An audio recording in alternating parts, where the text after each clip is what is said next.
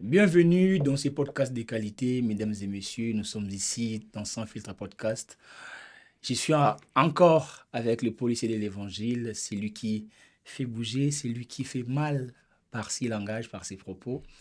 Aujourd'hui, avec lui, nous allons parler de tout et de rien. Nous allons revenir avec quelques questions que vous avez posées dans les commentaires sur YouTube, sur TikTok et partout, à qui j'ai dit bonjour et bienvenue.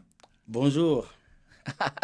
C'est comment? Cher policier. Oui, mon frère, bonjour, ça va? Oui, ça va, Merci, et je toi? suis à Montréal encore. On dit merci à Dieu pour ça et merci à tous ceux qui nous regardent. Merci pour vos commentaires. Nous avons aimé ça. Ça fait du bien. Merci pour le soutien. Ça fait un grand plaisir que tu reviennes vers nous ici à Montréal. Ben oui. 2 heures de route. En tout cas, la grande famille Sans Filtre et tous les abonnés des Sans Filtre, vous dites énormément merci pour Merci beaucoup. cette considération, cette volonté, Oui. non seulement pour partager vos pensées qui fait bouger le monde aujourd'hui, Oui. mais aussi pour cette marque d'amour que tu nous donnes à chaque fois que nous faisons appel à vous, chers policiers de l'Évangile. Oui. On a tourné l'autre fois Oui. et on a eu des répercussions. Terrible. J'espère qu'on va revenir avec. Ouais. Mais aujourd'hui, on va toucher quand même le sujet, vraiment toucher plus dans la religion, tout ce qui est la grâce, tout ce qui est l'onction. On va revenir sur la dîme. OK. À l'entrée des jeux, moi, j'aimerais savoir, est-ce que la grâce nous sauve-t-elle uniquement ou nous transforme dans la vie quotidienne? Et la grâce joue plusieurs rôles dans la parole de Dieu. La grâce vient pour nous sauver. La grâce fait partie du salut.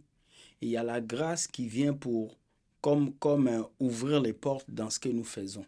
La grâce de Dieu, c'est avoir quelque chose qu'on ne mérite pas. C'est comme un don. Tu comprends? C'est ça la grâce. La grâce de Dieu, c'est Dieu te fait grâce d'avoir quelque chose que tu n'as pas mérité. La grâce de Dieu vient t'ouvrir les portes là où les choses sont fermées. La grâce de Dieu vient te qualifier là où les hommes t'ont disqualifié. Tu comprends? C'est ça la grâce de Dieu. C'est différent de la faveur. La faveur de Dieu aussi fait la même chose, mais la grâce de Dieu, c'est quelque chose que tu n'as pas mérité. La grâce de Dieu, c'est quelque chose que tu as fait et que Dieu a mis sa main derrière ton effort. Souvent, la grâce, tu n'as pas produit un effort, tu l'as. Et souvent, la grâce est reliée avec ce qui est spirituel. Okay. Parce que ce qui est spirituel ne demande pas une action. Ça demande une décision et une prière. Donc la grâce est souvent reliée avec tout ce qui est spirituel dans la vie de l'homme. Chasser les démons, les problèmes des maladies, les problèmes des cœurs. La grâce fonctionne sur ça. Mais est-ce qu'on peut dire qu'un chrétien, un enfant de Dieu, qui vit dans le péché, abuse de la grâce de Dieu? Oui, la Bible dit, là où le péché abonde, la grâce de Dieu surabonde. Okay. C'est un bon verset biblique, mais cela veut dire qu'aujourd'hui, le péché pour un enfant de Dieu doit être un accident. Ça ne doit pas être une préparation. Ça veut dire que si tu tombes dans le péché en tant que chrétien, tu as fait un accident, tu te répands. Le plus important n'est pas de ne pas tomber seulement dans le péché. Le plus important, c'est de quitter le péché. Beaucoup de gens tombent dans le péché et ils restent dans le péché. C'est ça ce que Dieu ne veut pas. Regarde ces paraboles de Jésus. Lorsque tout le monde tombait dans la piscine, était guéri, il y avait une seule personne qui devait être guérie. Mais le jour-là, Jésus est venu guérir cet homme-là qui avait souffert pendant plusieurs années. Donc, quand Jésus faisait un miracle, il disait, lève-toi, prends ton lit et marche. Ou il dit, ta foi t'a sauvé. Donc, c'est très important de comprendre que Dieu nous a donné sa grâce, pas pour qu'on puisse l'utiliser et abuser de ça, mais pour qu'on puisse savoir que nous sommes humains, nous pouvons tomber, mais demandons pardon à lui pour qu'il nous aide à avancer. Mais ce péché pour lequel on tombe n'est pas un péché qu'on a préparé, c'est un accident. Mais est-ce que la grâce est sélective ou comment? Parce qu'on a l'impression les gens qui partent à l'église, qui prient chaque jour, qui jeûnent, qui donnent des offrandes, mais ne bénéficient pas aussi de la grâce proprement dite, parce qu'il y a des gens qui vivent dans la pauvreté, qui n'ont pas le matériel. Est-ce que la grâce est sélective? L'obéissance vaut mieux que le sacrifice. Ce n'est pas le service qui te rend riche. Ce n'est pas le geste que tu poses devant Dieu qui te rend riche. Ce n'est ni ta prière qui te rend riche aussi. La prière ne rend pas riche. Ce qui te bénit, c'est les actions que tu poses tous les jours dans la vie au quotidien. Tu as deux vies. Tu as une vie spirituelle et une vie physique. Ta vie physique, c'est que tu dois aller à l'école, tu dois étudier, tu dois avoir un diplôme, tu dois chercher un emploi. Et ta vie spirituelle, tu dois prier. Nous, les Africains, on s'est limité à ces points-là où il faut prier pour que ta vie change. Non, il faut prier et agir, bouger pour que ta vie change. Nous l'avons vu dans la vie de Joseph. Il avait des talents, mais il a travaillé pour arriver là où il était. Donc moi, je pense que la grâce de Dieu est là, mais ce n'est pas parce que tu donnes l'argent à l'église que tu deviens riche. Oh. Non. L'église n'est pas une banque. L'église n'est pas la tontine. L'église, c'est une assemblée où les gens viennent pour prier un Dieu spirituel. Où est la relation entre l'argent que je donne à l'église et mon compte bancaire qui sera rempli? Qui va aller mettre l'argent dans mon compte bancaire? Mais on dit quand on donne, Dieu va nous redonner ça. Dieu va redonner ça. Donc Dieu va laisser tous les pauvres du monde pour venir te redonner l'argent dans ton compte. Pendant que les autres travaillent, ils gagnent un salaire, toi tu ne travailles pas, Dieu va te donner l'argent. Mais j'ai donné mes offrandes à l'église pour que Dieu me bénisse, pour que Dieu me rende riche. La bénédiction de Dieu n'est pas l'argent. Oh. La bénédiction de Dieu n'est pas une maison. La bénédiction de Dieu n'est pas une voiture. La bénédiction de Dieu est d'abord spirituelle. Come on. Je désire que tu prospères à tous égards comme prospère l'état de ton âme. La bénédiction de Dieu, ce n'est pas le bien de ce monde. Parce que si la bénédiction de Dieu était le bien de ce monde, Dieu allait définir le salut avec les voitures. Tu n'es pas chrétien parce que tu es béni physiquement. Tu es chrétien parce que tu es d'abord béni intérieurement, spirituellement. Donc, si tu veux être riche, travaille, va à l'école, bosse, investis. Pourquoi près de 80% de ceux qui sont riches sont des païens? Parce qu'ils ont compris que tout se cache dans le travail. L'investissement. Aujourd'hui, les chrétiens n'investissent pas. Ils passent du lundi au dimanche à l'église et ils veulent être riches. Comment ils seront riches? Jamais. Mais Dieu bénit ses enfants.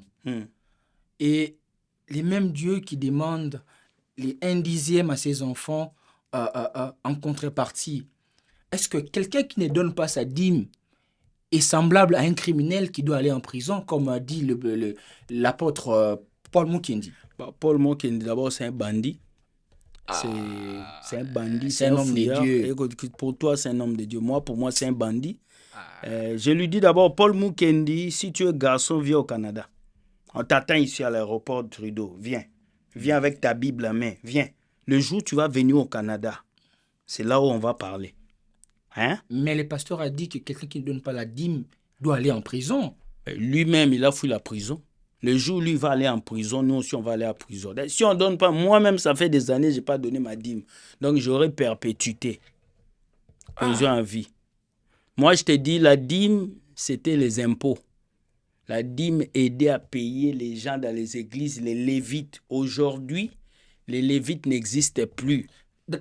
Non, mais si la personne qui ne donne pas sa dîme doit aller en prison, et alors la personne qui reçoit la dîme doit aller au ciel.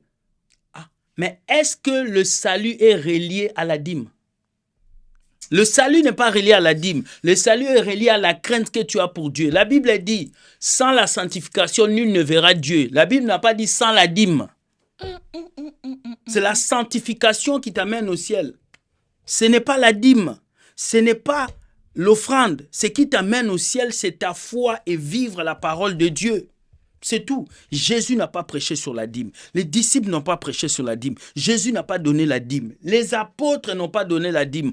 Pourquoi nous devons donner la dîme? Explique-moi. Oh, c'est vraiment intéressant. Hein? Ça, c'est une question que je pose juste. Hmm? Parce que si nous devons être semblables à Jésus-Christ, nous devons faire ce qu'il a fait. Si on doit suivre Jésus, Jésus n'a pas payé des dîmes. Pourquoi nous, on doit le payer? Les pasteurs doivent être véridiques, disent seulement, donnez-nous l'argent pour qu'on construise les églises. C'est tout. Soyez des mendiants. C'est plus mieux. Mendicité. Au lieu de se cacher derrière la dîme et voler l'argent des gens, c'est pas normal. Il y a des citoyens qui travaillent dur. Même le peu d'argent qu'ils ont, vous prenez, vous gauvez des ventres avec ça. Vous construisez des maisons, vous avez des belles voitures. Est-ce que vous avez pitié de ce peuple qui viennent à pied dans vos églises? C'est triste. C'est triste, pasteur. Réfléchis. Je te laisse parler, mon frère. Cher policier, ça va faire mal, mais on n'a pas le choix, on va continuer. Est-ce que les prières de chrétiens ne sont-ils pas exaucées parce que le chrétien ne donne pas assez à Dieu? Dieu n'a pas besoin que tu lui donnes pour qu'il te bénisse. Regarde. Dieu n'a pas besoin que tu lui donnes pour qu'il te bénisse. La Bible dit, nous sommes bénis de toutes les bénédictions dans le lieu céleste. Dans le livre de Genèse, Dieu a déjà béni l'homme et la femme. Avant même que la dîme arrive, Dieu avait déjà béni l'homme. Donc Dieu n'a pas besoin que tu lui donnes pour qu'il te bénisse. Il t'a donné le souffle de vie, tu lui as donné quoi? Rien. Ton enfant est arrivé au monde, tu lui as donné quoi? Rien du tout. Dieu t'amène au ciel seul, il t'amène sur la terre seul. Il décide le jour où tu t'en vas seul, parce qu'il est souverain. Quelqu'un qui est souverain, il ne t'exige pas une somme d'argent pour te bénir. Donc, tout celui qui te dit que Dieu veut que tu lui donnes pour qu'il te bénisse, ce n'est pas Dieu, c'est la personne qui veut manger l'argent derrière ton dos. Parce que Dieu est souverain, il fait ce qu'il veut, quand il veut, où il veut. Non, mais je suivis l'intervention du pasteur Cospiel qui dit que il a vécu une expérience en Afrique. Les gens donnent de parcelles, des livres parcellaires, des voitures, des sommes d'argent gravissimes pour les saluts, pour l'avancement du royaume des dieux. Ça, c'est de l'hypocrisie. Comment quelqu'un peut donner une maison à un pasteur alors que sa famille au village dort dans des bicoques? Comment quelqu'un peut donner une voiture à un pasteur alors que dans sa propre maison, ses parents marchent à pied? Occupons-nous d'abord de nos familles avant de s'occuper de ces individus qu'on appelle pingouins pasteurs. Ça, moi, je l'appelle, c'est de l'ignorance. C'est de l'ignorance, mon frère. Cette histoire ne peut pas se passer au Canada. Toi, tu peux donner une maison à un pasteur ici au Canada. Toi, sois sérieux. Même si tu travailles. Depuis que tu es au Canada, qui t'a donné $20 comme ça? Il t'a donné. Qui? Gratuitement. Qui? C'est parce que, je te dis, il y a certaines prédications qui ne peuvent que être prêchées en Afrique. Où? Oui. Ça, c'est fort. Il y a certaines prédications qui ne peuvent être prêchées qu'en Afrique. Parce que si tu viens au Canada, tu me dis, frère, écoute, tu dois me donner $30 pour que tu sois béni. C'est une bêtise. Tout celui qui travaille a un salaire. On ne te demande pas parce que tu es chrétien, on doit te payer, non. On est dans les entreprises, on demande quand qu'on soit chrétien ou païen. Tu travailles, tu as ton salaire. Donc, pour moi, les gens qui donnent des maisons, des voitures, c'est psychologique. Ce que tu penses, c'est ce qui t'arrive. Dès que tu as la connaissance de quelque chose, cette chose n'a plus d'emprise sur toi. Mais si tu as l'ignorance sur quelque chose, cette chose a l'emprise sur toi. On nous a fait voir que le diable, c'est un homme qui a des cornes, il est tout noir. Il a des lèvres rouges. Le diable s'assoit sur un trône, il y a le feu. Mais la Bible dit c'est un ange de lumière. Il est beau. Mais vous allez voir les chrétiens dans les églises en train de chasser un diable qui a des cornes. Ils ne connaissent même pas le diable. Pasteur, si on enlève l'Esprit Saint en toi, toi tu peux te battre avec le diable. Il t'a vu lorsque Dieu t'a créé. Il t'a vu. Le diable connaît nos faiblesses. Mais la Bible dit que Dieu a donné le pouvoir à l'homme de marcher sur les scorpions et les serpents. Donc l'homme, avec le pouvoir du Seigneur, a cette capacité de détruire les diables, de détruire les démons. Avoir le pouvoir ne veut pas dire qu'on gagne tout le monde. Le diable a le pouvoir, mais le diable n'a pas le pouvoir de nous gagner. Parce que nous vivons déjà dans la victoire. Ce que je vais dire par là, je vais dire quoi? Quand tu es enfant de Dieu, tu dois savoir qui tu es, ton identité. Fais sortir ta puissance devant le diable. Si tu ne connais pas ton identité, le diable va jouer avec toi. Tu comprends? Mhm. C'est comme quelqu'un qui arrive à Montréal qui ne connaît pas Montréal. Mhm. Il va habiter un quartier dangereux et le chose l'arrive. Qu'est-ce qu'il va dire? Montréal est mauvais. Non, c'est pas Montréal. C'est le quartier où tu es parti habiter. La connaissance. Les chrétiens aujourd'hui n'ont plus la connaissance. C'est cette connaissance qu'on doit leur prêcher. C'est cette connaissance que les pasteurs doivent leur donner. Mais les pasteurs sont en train de les abrutir, leur faire comprendre que c'est si vous donnez que vous avez voiture. La Bible dit, que sert-il à un homme de gagner ce monde s'il doit perdre son âme? Ça sert à quoi qu'on te prophétise voyage? Ça sert à quoi qu'on te dise tu vas être béni si ton cœur là n'est pas changé? Le vrai message de Dieu touche le cœur, pas les émotions. Aujourd'hui, on a beaucoup de pasteurs qui prêchent pour les émotions. Tu vas te marier. Ça, c'est les émotions. Jésus s'en fout de ça. Allez voir la parole de Dieu. Jésus n'a jamais prêché sur une voiture, sur une maison, sur un voyage. Jamais. Jésus a prêché sur l'âme, sur l'esprit, sur les saluts des âmes. C'est ça que les hommes de Dieu d'aujourd'hui ne prêchent plus. Parce que ce message-là n'apporte pas l'argent à l'église. Donc, les pasteurs aujourd'hui prêchent des messages qui rapportent de l'argent. De l'argent. Leur message est centré sur un chemin entre tes oreilles, ton cœur et ton porte-monnaie. En fait, quand vous asseyez à l'église, lui, il compte vos têtes comme des billets. Voilà pourquoi quand on parle des dîmes, il se fâche. Parce qu'il sait. Ils savent. Les jours où on ferme dîmes et offrandes, les jours où on arrête ça, on est là, non, on se regarde. Vous allez chercher le travail.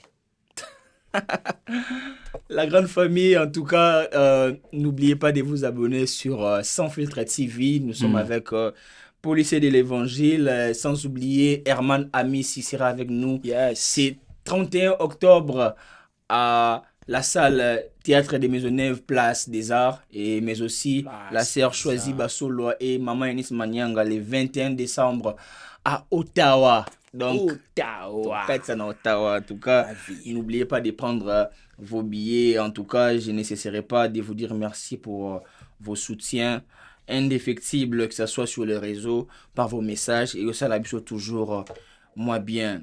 Cher policier, on a parlé de la grâce, on a parlé de tout ce qui accompagne la grâce. Mais il y a un point important qui qualifie un enfant de Dieu, un appelé de Dieu. On appelle ça l'onction. Oui. Quelle différence y a-t-il entre l'onction et la présence du Saint-Esprit? La présence du Saint-Esprit, c'est l'onction. Pardon? La présence du Saint-Esprit, c'est l'onction. L'onction veut dire juste la puissance de quelqu'un qu'on vient de oindre. L'onction sort du mot oindre. Et oindre vient du Saint-Esprit. Dans l'ancien temps, le Saint-Esprit était sur eux. Aujourd'hui, le Saint-Esprit est en nous.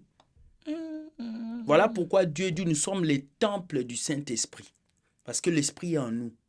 Dans l'ancien temps, Dieu avait besoin d'un objet pour mettre sa présence. Voilà pourquoi il y a l'arche de l'Alliance qui s'est déplacée. Mais aujourd'hui, Dieu n'a plus besoin d'un objet. Dieu a besoin de toi. Il siège en toi. Tu marches avec lui. Tu es un temple vivant qui bouge, qui marche. Si tu es un temple vivant, ça veut dire que le culte se passe où? Dans ton cœur. Chaque fois que tu pries, tu sacrifies. Donc tu n'as plus besoin d'aller faire offrande ça, offrande du prophète, parce que tu es déjà le sacrificateur. Ta prière, c'est déjà un sacrifice devant Dieu. Parce que tu es le temple. Quand Dieu te voit un temple et il voit du culte en toi. Quand tu ouvres ta bouche pour chanter le nom de Dieu, tu es en train de passer un culte devant Dieu. Voilà pourquoi les rideaux du temple s'est déchiré. Dieu t'a donné accès à lui. Tu n'as pas besoin d'aller vers un homme, d'acheter de l'huile, du savon pour que Dieu te parle. Le premier prophète de ta vie, c'est toi. Parce que Dieu siège en toi. Le problème avec les chrétiens, ils pensent que Dieu travaille plus dans les pasteurs que dans eux. Mais il y a des chrétiens qui sont plus onctionnés que des pasteurs. Il y a des chrétiens qui ont plus de révélations que des pasteurs. Mais parce que le pasteur se met devant tout le monde, on se base sur les titres au lieu de se baser sur l'œuvre de la personne. Donc, l'onction fait partie du Saint-Esprit. Mais, ce n'est pas tout celui qui a l'onction qui a le Saint-Esprit. Parce qu'il y a aussi une onction qui reste, malgré que le Saint-Esprit n'est plus dans l'homme. La Bible dit, Dieu ne se répand pas de ses dons. Dieu peut te faire un don de miracle. Il y a des pasteurs, même s'ils marchent dans le péché, ils prient, les gens sont guéris. Ça ne veut pas dire que Dieu est avec lui. Mais est-ce Ça que veut dire que... le même pasteur reste loin de Dieu? Parce qu'il y a l'autre fois que tu as dit, ce n'est pas un pasteur qui pêche qui est loin de Dieu. Il n'est pas loin de Dieu. Il n'est pas loin de Dieu. Mais qu'est-ce qui lui reste? S'il a fait par erreur, il peut se repentir. Mais s'il est parti toucher un fétiche pour avoir la puissance, pour faire tomber les gens, il n'est plus loin de Dieu. Il est agent du diable. Est-ce que l'onction est une expérience ponctuelle ou quelque chose qu'on peut perdre et retrouver quand on veut? Oui, parce que la Bible dit n'attristez pas le Saint-Esprit. Dès que tu attristes le Saint-Esprit, il n'est plus actif en toi. Tu as perdu l'onction. Donc, les pasteurs qui ont été publiés sur la toile, s'ils se répandent, ils récupèrent leurs onctions alors? Ouais, s'ils se répandent, si par exemple, M. Paul Mukendi, le bandit du Congo, s'il vient, il dit, je me répands parce que j'avais fui la prison, vous pouvez me renfermer, ramenez-moi au Canada. Dès qu'on le met dans une cellule de prison, il commence à parler à langue, il a l'onction. Pour le moment, il n'a pas l'onction. Comment reconnaître l'onction auprès d'un homme de Dieu? D'abord, pour reconnaître l'onction dans la vie d'un homme de Dieu, c'est la parole, la pureté de l'évangile qu'il prêche. Il vous prêche un évangile pur. Deuxième chose, il se base sur Dieu. Et l'un des signes qui prouve qu'un homme de Dieu a l'onction, c'est l'humilité. Un homme de Dieu humble, c'est un homme de Dieu qui a l'onction. L'onction ne te rend pas orgueilleux, l'onction te rend humble. Quand l'onction te rend orgueilleux, c'est que ce n'est pas l'onction. Tu comprends un peu? Tu dois être humble. Tu ne dois pas te réjouir parce que tu as donné une prophétie. Au contraire, tu dois laisser Dieu prendre place. Tu dois rendre gloire à Dieu. Parce que tout ce que nous faisons, c'est pour la gloire de Dieu. Ce n'est pas pour notre propre gloire. Et quand tu prends la place de Dieu, Dieu te remplace. Je comprends. Et c'est ce que là, je veux revenir par rapport à l'onction. Est-ce qu'on peut transmettre l'onction par l'imposition de main? Parce qu'aujourd'hui, qu'on se le dise, le pasteur impose les mains aux fidèles et les fidèles tombent. L'onction ne se transmet pas par l'imposition de main. Oh. L'onction se transmet par Dieu lui-même. Seul Dieu qui peut transmettre. Dieu qui peut transmettre l'onction. Celui qui t'impose la main n'est qu'un canal. Oh. C'est un canal. Le canal peut faire sortir tout ce qu'il veut. Ça veut dire, si c'est pasteur et franc-maçon, il t'impose la main, il te transmet l'esprit, mauvais esprit. S'il est vrai pasteur, il te transmet l'Esprit Saint. Mais l'Esprit Saint ne se transmet pas par la prière. L'Esprit Saint se transmet par Dieu lui-même. Quand tu crois en Christ et tu commences à marcher en Jésus, tu acceptes Jésus, tu as le Saint-Esprit. Le fait que tu as le Saint-Esprit, tu as l'onction. C'est ça. Qu'on nous baratine pas, tu comprends? Ça, c'est des baratinages qu'on nous a fait depuis des années à l'église. Je vais te transmettre l'onction, c'est des bêtises. C'est des bêtises. L'onction ne se transmet pas, c'est Dieu seul. Quand tu l'acceptes dans ta vie, tu marches dans la vérité, tu commences à grandir avec lui. Tu grandis avec lui, c'est là que l'onction augmente. Mais l'onction que tu n'utilises pas n'aura pas d'efficacité. Ça veut dire que si Dieu t'a donné un don pour guérir les malades, si tu ne pries pas pour les malades, ton onction sera cachée. Il faut exercer l'onction que Dieu t'a donnée. En tout cas, il faut exercer le don que Dieu t'a donné. C'est très important. Vous qui avez des dons, des prophéties, des miracles et des guérisons. L'exercer, ne les cachez pas. L'exercer, ne les cachez pas. Dieu est amour. Dieu est tellement amour. Mais est-ce que Dieu nous exige de l'aimer? Ou, parlant de ces sujets, il y a eu une polémique entre les hommes de Dieu. Il y a même le pasteur Roy Bondo qui a qualifié le pasteur Joel Francis des marabouts, des choses comme ça. Le pasteur Joel Francis, parce que je vais revenir dans le contexte pour que ça ne soit pas un prétexte. Il dit aucun verset dans le Nouveau Testament, aucun verset, c'est vraiment écrit comme ça, que Dieu nous demande de l'aimer. Alors, il y a des gens qui ont réagi, tout le monde a dit non, vous n'avez pas raison, les autres ont dit oui, le pasteur a raison, parce que Dieu ne peut pas exiger à ses enfants l'amour. L'amour, c'est une réaction de l'action que Dieu nous a aimés. Vous, étant que policier de l'évangile, vous qui êtes à la porte, les sentinelles, qu'est-ce que vous pouvez dire? Parce que j'aimerais bien qu'on reste dans le contexte. Est-ce qu'il y a-t-il un verset? S'il y en a, qui dit le verset? Et s'il n'y a pas le verset, qu'est-ce que tu comprends par cette thématique qui a créé du buzz? Moi, je veux qu'on aille sur le point de définir Dieu. Qui est Dieu? Pour nous, les chrétiens, Dieu, c'est Jésus. C'est le Père, le Fils et le Saint-Esprit. S'il dit que Dieu n'a pas dit qu'on puisse l'aimer, ça veut dire que Jésus n'est pas Dieu. Déjà, il renonce à Jésus. Ok. On va sur ce contexte-là. Y a pas de souci. Parce que dans le Nouveau Testament, Jésus a dit « Tu aimeras ton Dieu de tout ton cœur et de toute ton âme. » C'est ce que Dieu a dit dans la Bible. Il y a des versets dans le Nouveau Testament qui disent que tu dois aimer Dieu. Maintenant, est-ce que Dieu t'a dit de l'aimer? Dieu t'a dit de l'aimer intentionnellement. Ton père n'a pas besoin de te dire de l'aimer. Mais peut-être que ton père peut souffrir d'un amour. Et il ne te le dit pas. Est-ce que tu comprends un peu ce que je t'explique?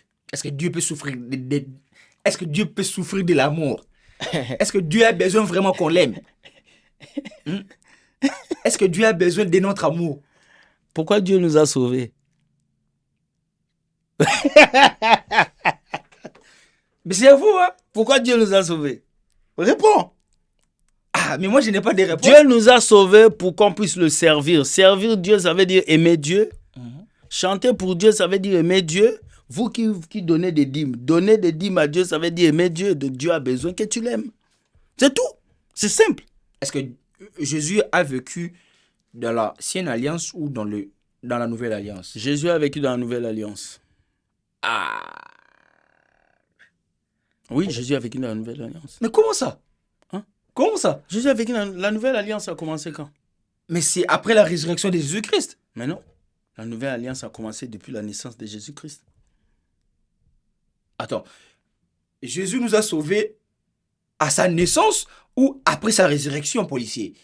Mais la nouvelle naissance, c'est quand après la résurrection de Jésus, c'est ça la nouvelle alliance? Non, mais moi, c'est moi qui pose la question. Jésus nous a sauvés après sa mort sur la croix. Yes. Mais la nouvelle alliance, faut pas faire la différence entre la nouvelle naissance et la nouvelle alliance. La nouvelle alliance. La nouvelle alliance commence avant Jésus.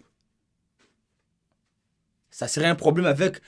Laissez en commentaire. Ça, c'est un débat. Les policiers ont dit que la nouvelle alliance commence à la naissance de Jésus. Qu'est-ce que vous en pensez? En tout cas, même moi, je ne suis pas d'accord avec lui. Mais je ne suis pas là pour... Tu sais, ça, c'est un sujet très large. On va prendre le temps de le développer parce que ça va demander beaucoup de... Je vais revenir sur ces sujets. Vous allez comprendre que la nouvelle alliance a commencé quand comment je peux vous expliquer? On va garder ce sujet. Okay. On va le garder. Okay. C'est intéressant, c'est Sans Filtre Podcast, la famille. Donc, n'arrêtez pas de nous soutenir. Vous avez un don, vous avez des messages. Laissez-nous des messages, encouragez-nous, envoyez-nous des dons, les caméras, tout ce que vous avez. Ça va nous faire énormément plaisir parce que nous travaillons pour vous édifier, vous divertir, vous enseigner. C'est ça aussi le rôle de ces plateaux de Sans Filtre Podcast. L'huile d'onction est-elle symbolique ou est un pouvoir spirituel? Mais moi, aujourd'hui, j'ai mangé un poulet onctionné. J'ai pris l'huile d'onction de mon voisin, j'ai préparé le poulet avec ça. Moi, l'huile a été créée pour faire le poulet. Pourquoi vous mettez l'huile sur les gens? Policier. Mais l'huile, c'est pour frire le poulet, faire les frites. Vous êtes devenu des poulets, pourquoi vous mettez l'huile? L'huile d'onction symbolisait l'onction du Saint-Esprit. Tout ce qui s'est passé dans l'Ancien Testament n'était qu'une préfiguration du Nouveau Testament. Aujourd'hui, on n'a plus besoin d'huile d'onction. Même si c'est écrit que les anciens prennent l'huile et qu'ils prient pour quelqu'un. La Bible est contextuelle. L'huile qu'on parle dans la Bible, dans l'Ancien temps, c'était l'huile. Mais dans le Nouveau temps, l'huile, ça représente le Saint-Esprit. L'huile d'onction n'est pas un pouvoir. Le pouvoir, c'est le Saint-Esprit. Le Saint-Esprit, c'est lui qui représentait l'huile avant. On oignait les gens. Mais aujourd'hui, on a le Saint-Esprit en nous. Pourquoi on va utiliser l'huile d'onction? Et pour utiliser l'huile d'onction, il faut aller dans la Bible, vous allez voir, il y a du matériel qu'on prenait pour faire l'huile d'onction. Aujourd'hui, les pasteurs vont dans une boutique, ils achètent de l'huile d'olive, ils prient sur ça. Et puis, ils vendent ça. Et puis, ils vendent ça. C'est des bêtises. C'est des bêtises. Ça doit cesser, ça. Tout chrétien qui utilise l'huile d'onction, tu es dans la malédiction. Pure. Et tu vas aller en enfer. Voilà. Ouais. Mais les chrétiens achètent des huiles de l'onction, le parfum, parce qu'il y a même un service qui s'est passé récemment chez le prophète Joël Francis, et il y avait des gens qui ont utilisé le parfum. Ils ont parfumé les gens. Où est-ce que Jésus a fait des parfums? Où est-ce que Jésus a utilisé l'huile d'onction? Où est-ce que Jésus a vendu l'huile d'onction? Ça, c'est du vol, c'est du banditisme, c'est de la mafia religieuse. C'est n'importe quoi. Mais la Bible aussi parle de l'onction. Hein. Si vous pouvez lire Jacques 5, 14 à 15. Tu peux lire, je vais écouter. Vous allez écouter et lire avec nous aussi Jacques 5, 14 à 15. Quelqu'un parmi vous est-il malade? Qu'il appelle les anciens de l'Église et que les anciens prient pour lui en l'oignant d'huile au nom du Seigneur. La prière de la foi sauvera les malades et le Seigneur les relèvera. Et s'il a commis des péchés, il lui sera pardonné. Qu'est-ce qui sauvera les malades? La prière de la foi. Est-ce qu'on a dit l'huile? Mais... Non, attends, reviens encore. Qu'est-ce qui sauvera les malades? Attends d'abord. Moi, je vais recommencer. 14. Quelqu'un parmi vous est-il malade? Qu'il appelle les anciens. Oui. Donc, si un chrétien est malade, c'est normal qu'il aille chez un pasteur aussi. On n'a pas refusé. On n'a pas refusé. Qu'il aille chez le pasteur. Et puis, la prière de la foi sauvera les malades. Et le Seigneur les relèvera. Et s'il a commis des péchés, il lui sera pardonné. Pardonné. Maintenant, est-ce que là, on a dit que quand on va loindre d'huile, on va toucher son corps? On va toucher ses parties bizarres. Parce que vous, vos prophètes là, ils vont oindre des sœurs dans leur bureau, ils les enlèvent les habits, ils les touchent partout. C'est pas écrit là. D'abord, on a dit c'est la prière qui sauvera. On n'a pas dit c'est l'huile. On n'a pas dit c'est l'huile. On va juste le oindre. Et l'action de oindre veut dire on va prier pour lui, le Saint-Esprit aura de la puissance sur lui. C'est simple. C'est simple, la Bible est contextuelle. Donc on peut oindre quelqu'un sans que quelqu'un puisse être sauvé, ni être pardonné de ses péchés. Mais c'est la foi. C'est la foi. C'est la foi de la personne. La foi qui va le sauver. Ce n'est pas l'huile. Ce n'est pas l'huile. Et d'ailleurs, aujourd'hui, on n'utilise plus l'huile d'onction. Amenez voir vos huiles d'onction, je vais faire le poulet onctionné. J'aime beaucoup. Tu ris, hein? Toi, tu n'as pas l'huile d'onction chez toi? Non, donne-moi, je vais faire le poulet. Je n'utilise pas des huiles d'onction. Non, mais c'est ça. Mais ça, ce n'est pas mauvais parce que moi, je sais que depuis la nuit des temps, les chrétiens utilisent l'huile de l'onction. Moi, je trouve que pour moi, moi, je n'utilise pas l'huile d'onction. Je ne vais pas l'utiliser parce que vous renouvelez le Saint-Esprit tous les jours. L'huile que vous achetez toutes les années. Il y en a qui ont des bouteilles comme ça. Cette année, c'est l'année des percées. Tu l'as utilisé, tu es fatigué. Ton visage est huileux à cause de l'huile d'onction. En tout cas, cher policier de l'évangile, toi qui es bien. Toi qui es très bien. Là, toi bien. Tranquille. On a bien malgré tout. Simbi déjà, mais on est là. C'est important que nous puissions partager. Et j'insiste toujours que je ne suis pas là pour débattre avec mes invités. Non. Les propos de mes invités ne m'engagent en rien et n'engagent pas notre podcast. Malgré que tu nous as invités. Si tu trouves que il est hors de la plaque, écris-nous. Viens. Viens t'asseoir ici. Un monsieur a dit qu'on ne contredit pas un livre en critiquant avec les paroles. Si tu trouves que le livre est mal écrit, écris les mêmes livres. Contredis ces livres avec le double de ces pages pour prouver au monde que la personne était hors de la plaque. C'est ce que nous souhaitons en tout cas. Ça fait grave plaisir. Mais pour citer l'évangile, la fois dernière, on a eu des réactions. Beaucoup de questions, beaucoup de messages, que ce soit sur YouTube, sur Facebook, sur TikTok, beaucoup.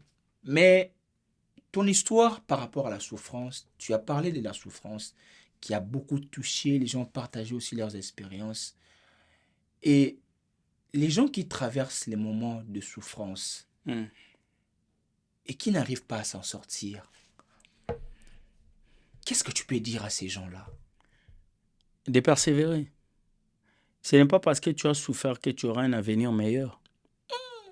La souffrance n'est pas une porte pour être heureux demain. Il faut savoir qu'il y a des gens qui sont nés dans la joie, ils meurent dans la joie, ils n'ont pas souffert dans leur vie. Donc, ce n'est pas parce que tu souffres que tu vas dire « demain, je serai grand ». Non, beaucoup de gens pensent que la souffrance est un chemin direct vers la réussite. Non, ce n'est pas toute souffrance qui t'amène à la réussite. Mais quand tu souffres, ce qui est important, c'est de toujours continuer à garder espoir. Et c'est aussi de pouvoir te référer aux personnes qui sont passées par ce chemin. Tu vois, le problème est que c'est aussi parler, c'est confier à des personnes de confiance. Tu vois, la souffrance n'est pas là pour toute ta vie. Mais pendant la souffrance, tu dois apprendre les leçons de la souffrance. Et si tu n'apprends pas les leçons, tu resteras toujours dans ces souffrances. La vie, c'est comme une roue de voiture. Tant que tu n'apprends pas la leçon, ça continue à tourner. Donc, quand tu souffres, pose-toi la question. Quelle leçon tu veux m'apprendre, Seigneur, à travers cette souffrance? Qu'est-ce que tu veux m'apprendre? Moi, je me rappelle, un moment dans ma vie, mes prières n'étaient pas exaucées.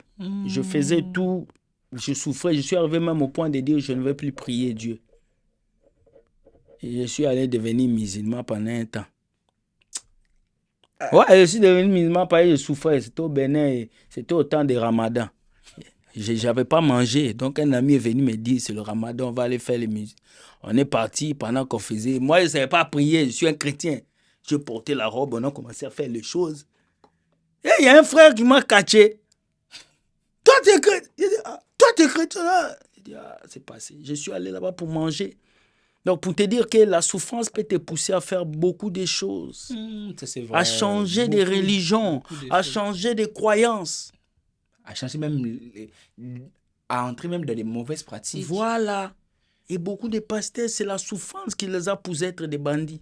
C'est la souffrance qui les pousse à manger des dîmes. C'est la souffrance qui les pousse à mentir les chrétiens. Si ces pasteurs-là ont une bonne vie, s'ils ont un travail, s'ils ont une solution, ils ne vont pas être des faux pasteurs.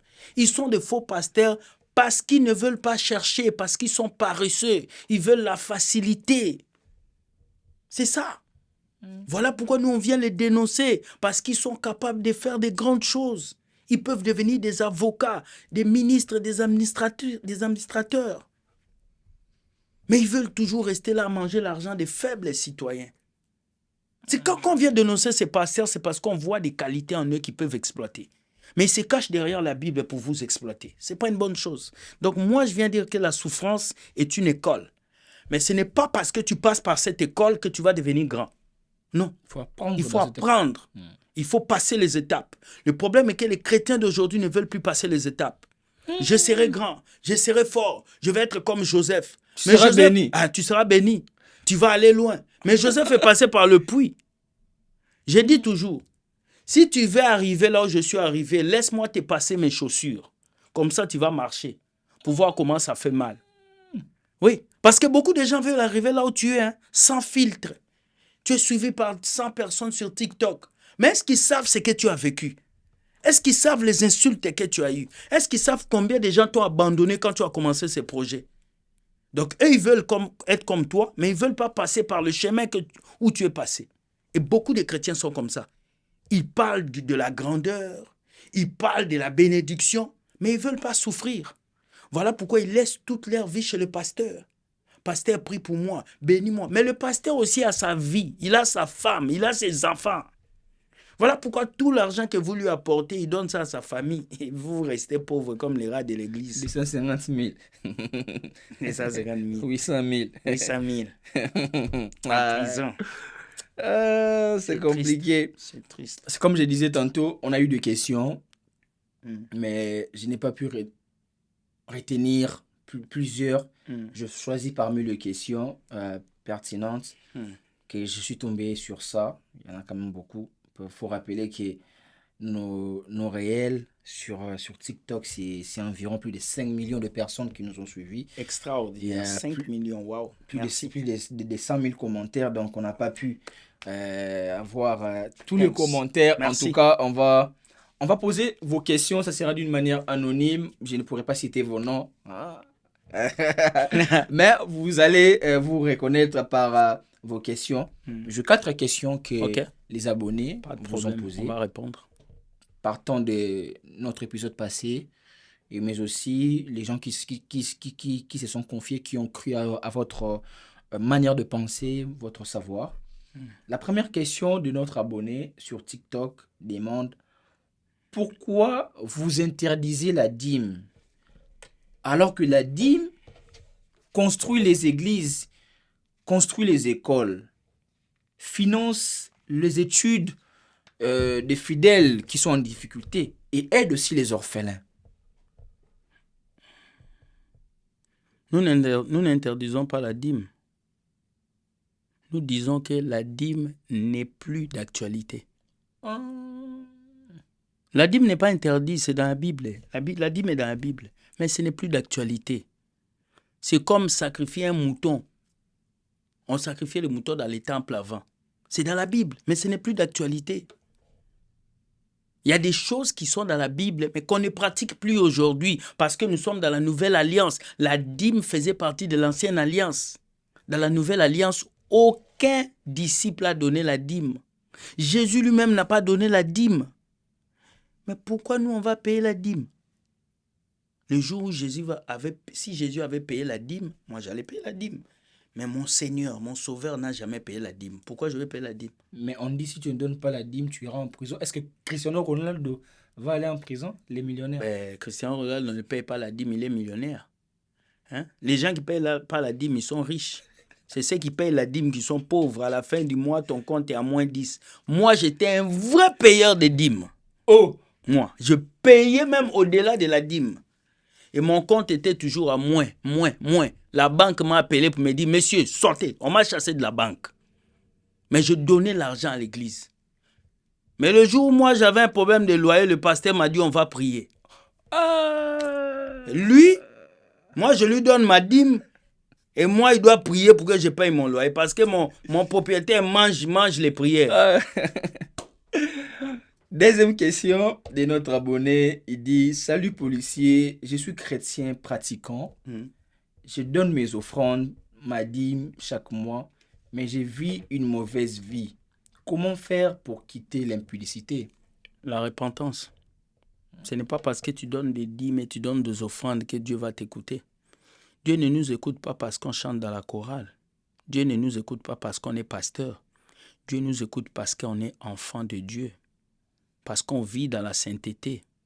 Donc si tu veux quitter cette mauvaise vie, il faut te repentir.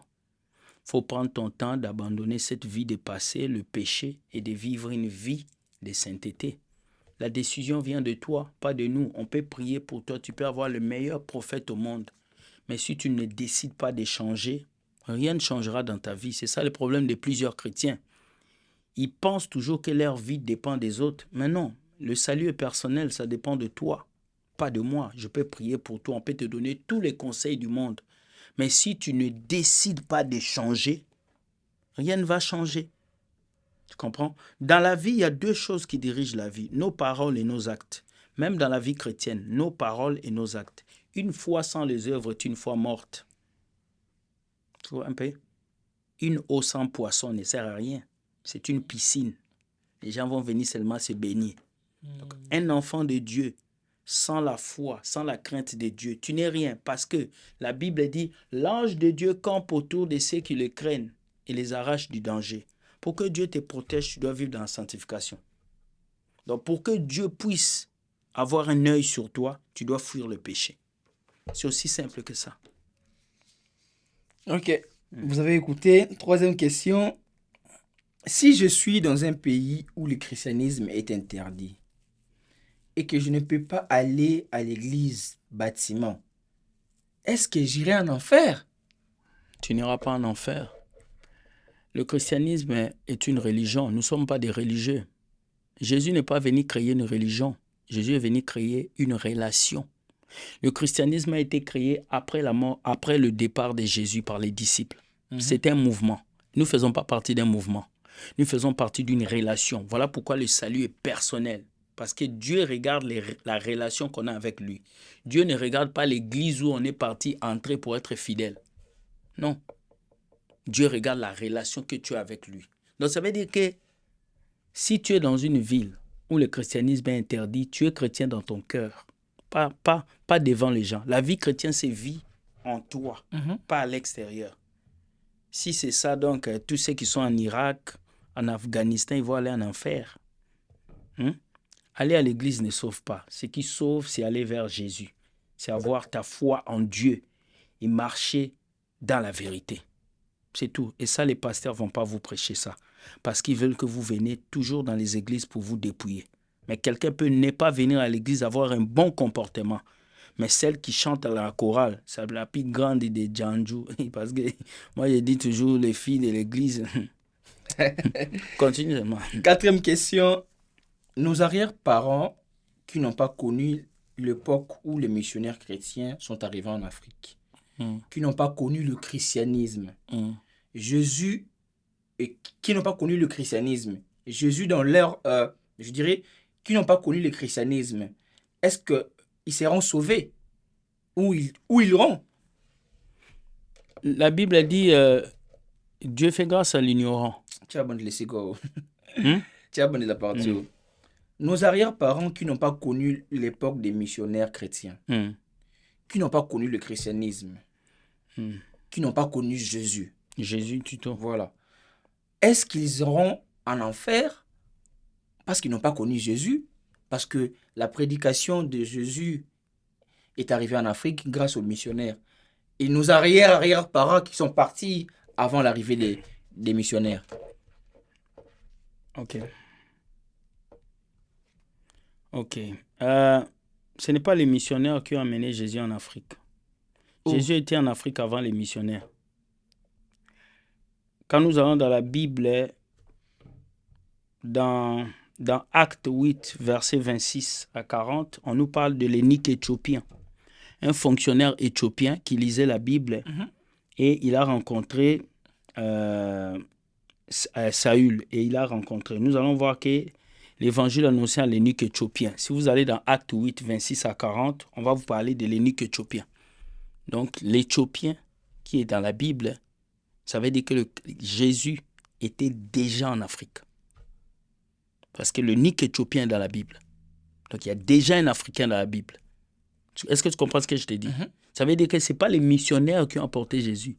Les missionnaires ont apporté le christianisme. Mais Jésus existait déjà. Ok.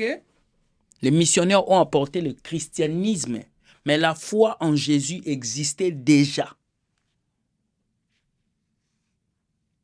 Tu penses que nos arrière-parents croyaient en Jésus, connaissaient Jésus? Nos arrière-parents connaissaient Dieu. Jésus, c'est un nom en français. Les Israéliens n'appellent pas Jésus Jésus, on l'appelle Yeshua. Jésus en anglais, c'est Jesus. Donc, Dieu, le nom de Dieu est juste transformé en plusieurs langues. Mais ce qui est important, ce n'est pas le nom de Dieu. Ce qui est important, c'est la croyance que tu as en Dieu. Nos arrière-parents croyaient que Dieu existait. Ils croyaient. Maintenant, il y en a qui croyaient en Dieu réellement. Il y en a aussi qui croyaient en des choses bizarres. Ce qui n'exclut pas. Comme aujourd'hui, il y en a qui croient en Dieu, il y en a qui croient au bâton, il y en a qui croient à l'eau. Tu comprends? C'est ça. On ne peut pas dire qu'en ces temps-là, tout le monde priait les arbres. Non. Il y a des gens qui croyaient en Dieu. Parce qu'il y a l'énike éthiopien qui lisait la Bible, il ne comprenait pas. Et on l'a baptisé dans le désert. Il a reçu l'évangile. Quand il a reçu cet évangile, il est parti. Tu penses qu'il est parti dormir? Quand il est parti en Éthiopie, il est parti prêcher. C'était vos questions par rapport à notre épisode passé. Vous avez posé des questions et j'ai sélectionné le 4. Désolé pour les questions qui n'ont pas été choisies. Désolé, prochainement. Nous ferons un effort de prendre aussi vos questions et surtout, laissez vos avis en commentaire sur YouTube. Abonnez-vous. Soyez méchants, très méchants. Abonnez-vous sur notre compte YouTube Sans Filtre TV, sur nos comptes Instagram Sans Filtre Podcast, sur Facebook Sans Filtre Podcast et sur TikTok Sans Filtre Podcast. Et très bientôt, avec les projets de l'Évangile, nous sommes arrivés au moment où vous préférez. Avis. Rubrique avis. Hein? Le policier va donner son avis par rapport aux hommes de Dieu. C'est un avis personnel. Tu peux avoir le contraire. Ça ne nous dérange pas. Ça ne me dérange pas non plus. Les policiers. C'est une manière pour nous de pimenter. Hein? De pimenter quand même notre échange parce que les policiers est là pour dénoncer les mauvaises pratiques dans le corps du Christ, et ce qui est bien, et on l'encourage dans ces chemins, mais il faut aussi calmer un peu parce que... Bon, je vais te donner les téléphones, et puis c'est à toi de commencer. Ok. Vous allez commencer par là, et puis vous allez passer. Ok. Première photo. Première photo, c'est Barabbas. Pardon? Barabbas. Barabbas? Oui, c'est Barabbas. Il sait lui-même qu'il est Barabbas. Lui-même, il sait. Barabbas? Barabbas. Non, mais moi, je te donnais la photo d'un pasteur, non? Oui, il s'appelle Barabbas. Non, son vrai nom. Je ne connais pas son vrai nom. Moi, je sais que c'est Barabbas. Non, mais fais voir. Ah, ça c'est manquer du respect à un homme de Dieu. Homme de Dieu? Mais oui. Bon, c'est toi qui l'appelles comme ça. Bon. C'est le pasteur, c'est l'apôtre Ivan Castano. Ah, il est apôtre. Okay. Ouais, il est apôtre maintenant. Ok, donc je vais l'appeler apôtre à cause de toi. Il n'y a pas de souci. Donc, c'est l'apôtre Ivan Castano. J'ai bien aimé ses excuses par rapport à nous, les TikTokers. Et vraiment, c'est vraiment accepté parce qu'il a senti que l'église allait se vider. Il a dit, s'il ne venait pas s'excuser, l'église allait se vider. Et en même temps, je salue Éveil spirituel. Ok. Et la page sur TikTok. Sois béni, Éveil spirituel, parce que tu fais du travail. Mais qu'est-ce que tu penses du pasteur Ivan Castano? Je pense que c'est un pilier pour certains dans la francophonie, pas pour moi. Donc, c'est quelqu'un qui a bâti des églises, bâtiments, sauf que Dieu n'est pas dans les églises, bâtiments. Il a créé des églises, c'est bien. Partout dans le monde? Bon, partout dans le monde, mais ce qui est important, c'est de créer le cœur des gens, c'est de prêcher l'évangile et mettre Jésus dans le cœur des gens. Je pense que au fur et à mesure, je vois qu'il commence à changer. Il commence à changer. Le fait qu'il avait fait une vidéo en demandant pardon, c'est déjà un bon pas. Mais il avait invité son collègue Alain Patrick Ching, c'est lui. Ouais, il avait invité un bon moment parce que c'est bien de communier ensemble en famille. Il avait invité et puis les fidèles avaient boudé. Tout le monde avait boudé parce qu'on connaît 1000 euros, c'est quoi? 1000 euros, c'est quoi? 1000 euros, c'est 10 personnes qui donnent $100.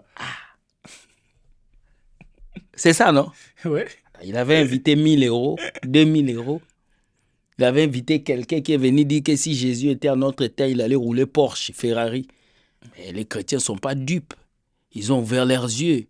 Ils ont voulu éviter un scandale à cet homme. Mais le pasteur Alain Patrick, lui qui a rencontré Jésus plus de 5 fois, mais même que récemment, Jésus lui a apparu.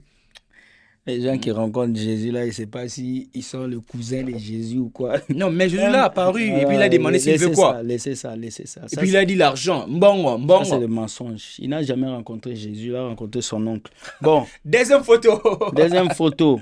Wow, le pasteur Patrick Isaac. Bon, le pasteur Patrick Isaac, il est revenu dans la vérité. Il a fait beaucoup de vidéos actuellement. Il est en train de dénoncer ses frères pasteurs. Mais avant, il y a eu un scandale à Montréal où on l'avait vraiment dénoncé. Il a eu beaucoup de problèmes. Son église a fermé. C'est son fils qui dirige maintenant. Donc, moi, j'ai du respect pour ce pasteur parce qu'il est revenu sur la voie. Donc, mon frère Patrick Isaac, je t'aime beaucoup. Je sais que tu vas aller très loin. Continue à dénoncer tes collègues faux pasteurs. J'espère qu'ils vont revenir dans la vérité. Je sais que tout le monde peut faire des erreurs. Toi, tu t'es repenti, mais pousse les autres à revenir dans la vérité. Voilà. 3e photo. Hé! On a... 3e photo, c'est le prisonnier là. Qui? Le prisonnier. Quel prisonnier? Delta Force. Lui, non? Oh, le pasteur Paul Mukendi. Il est révérend. Il est prisonnier, il est pasteur comment? Non, mais... Lui c'est un prisonnier? Il vit au Congo, non? Il vit au Congo. Il a fui au Congo. Il est chez lui au Congo librement. Il doit d'abord venir faire sa peine de 10 ans ici au Canada. On l'attend. Il devait faire sa peine de 10 ans. Il a fui au Congo. Et là, on l'avait même arrêté. Il est sorti. Mais on va encore le arrêter jusqu'à ce qu'on va l'arrêter pour le bon. Mais qu'est-ce que tu penses de lui en termes de la parole? Je pense qu'il prêche la parole de Dieu. Sur ce point-là, il prêche. C'est un prédicateur. Il prêche bien. Mais prêcher bien ne veut pas dire qu'on est homme de Dieu. Ouais, il prêche la parole de Dieu, mais il doit beaucoup revoir sa prise d'opposition en public. Il aime trop les scandales, il aime trop entrer dans la politique. Je pense que il faut qu'il puisse d'abord éclaircir les choses concernant le Canada. Moi, je ne peux pas dire pourquoi. Moi, c'est le Canada parce qu'il a laissé des gens ici avec de cœur pas bien. Les gens sont en train de pleurer ici. Vraiment. Mon cher Paul Mukendi, reviens au Canada, fais ta peine. 4e photo. Ça fait du bien. Excuse-moi, mais tu es prisonnier. 4e photo. Ça, c'est ministre de la Jeunesse du Congo. Madame, son Excellence, Grace Amy Coutinho. Bon, Madame Grace Amy Coutinho, beaucoup de respect pour une femme. Bon, moi, je ne considère pas le ministère de la femme. Donc, une femme qui a pu... arriver en tête de la jeunesse congolaise, c'est pas mal déjà, c'est bon. Et je vis une vidéo, vous avez dit il faut relier l'appel de Dieu avec la politique, c'est bien. Mais est-ce que tu sauras rester intègre en tant que femme de Dieu dans la politique? Je pense pas. Mais oui, je pense pas parce que dans la politique, c'est difficile d'être droit dans la politique, frère. Un pasteur dans la politique, est-ce que tu pourras rester intègre? C'est ça. En fait, moi, je me pose cette question.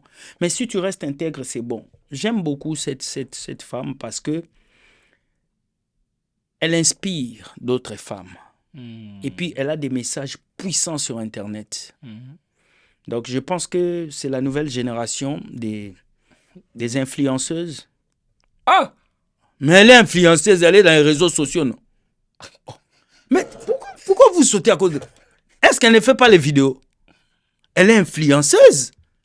Elle fait des vidéos. Donc, cette génération d'influenceuses, c'est important. On en a besoin au Congo. Donc, comme des Maria Tumba, influenceur, ça veut dire quelqu'un qui impacte les autres. C'est tout. Okay. Donc, il faut que nous Africains, Congolais, qu'on arrête de se baser sur influenceuses. Il y a des gens qui gagnent des millions en étant influenceurs. Ah, ok. Donc, c'est une influenceuse qui influence beaucoup de personnes. Pourquoi tu ris? Merci beaucoup, en tout cas. Ton sourire à la fin. Madame Grace, soyez bénie, soyez bénie. En tout cas, merci beaucoup, Son Excellence, Madame la Ministre. Respect. Grace Amy Coutinho, nous vous souhaitons un bon mandat sous le leadership de ces ministères de la jeunesse. Nous, les jeunes, nous avons dénoncé Madame Noïla. Nous avons dit tout haut, tout ce qui s'est dit tout bas. Alors, vous avez la chance, vous avez cette opportunité pour redorer l'image de la jeunesse congolaise partout, Kinshasa et à l'intérieur du pays. Les ministères de la jeunesse, ce n'est pas seulement pour Kinshasa, mais aussi pour l'intérieur, l'Europe, mais aussi l'Amérique. Réglez l'affaire des Koulouna, des jeunes qui sont perdus, s'il vous plaît. Ça, c'est aussi important à soulever pour la jeunesse. C'était un grand plaisir, chers policiers. Merci de tout cœur de venir et de partager avec nous les sujets d'actualité, les motivations, les encouragements. Toujours. Mais un mot de la fin, vos abonnés, vos fidèles, toujours qui sont avec vous dans les lives, dans les commentaires, qu'est-ce que vous allez leur dire? Un mot de la fin, c'est ce que je vais dire, c'est Jésus vous aime et moi aussi je vous aime. Ceux qui m'aiment, je vous aime. Ceux qui ne m'aiment pas, je m'en fous. Voilà, ce n'est pas vous qui payez mes factures.